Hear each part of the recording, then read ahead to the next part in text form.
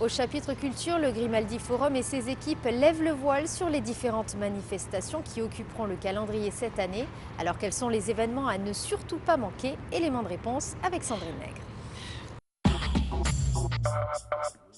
Il s'agit quasiment d'une tradition. Avant de présenter les événements marquants du premier semestre de l'année, le Grimaldi Forum renouvelle son partenariat avec la compagnie monégasque de banque.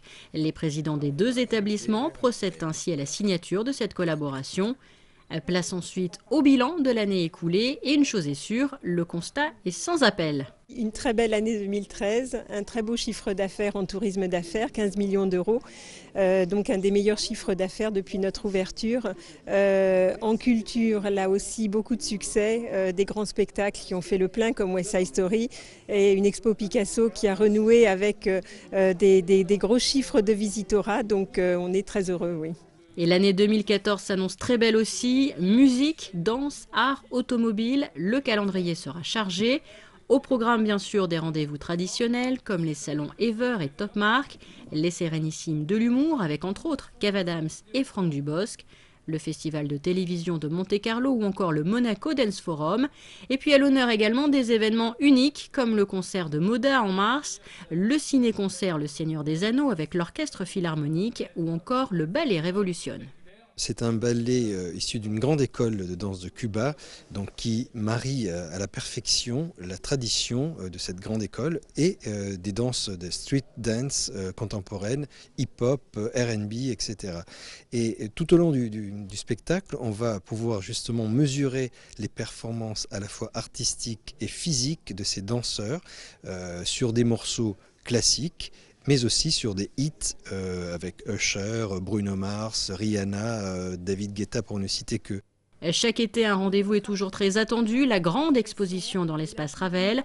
Une cinquantaine d'œuvres de la collection Pinault seront rassemblées pour l'exposition Art Lovers. On a la chance dans notre conseil d'administration d'accueillir parmi ses membres Jean-Jacques Ayagon, ex-ministre de la Culture, qui connaît très bien la collection Pinault. Donc c'est dans la réflexion commune qu'est née cette idée de réaliser une grande exposition.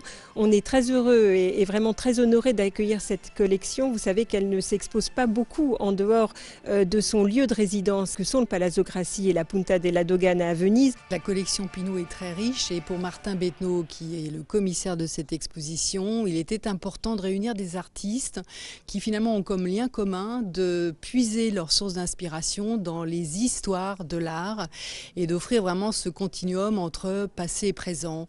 À sa manière, chaque artiste va aussi bien, je dirais, faire une illusion à une œuvre historique ou tout au moins être dérisoire ou s'en inspirer dans tous les supports qui sont finalement réunis dans cette exposition. Il s'agit vraiment de montrer ce va-et-vient.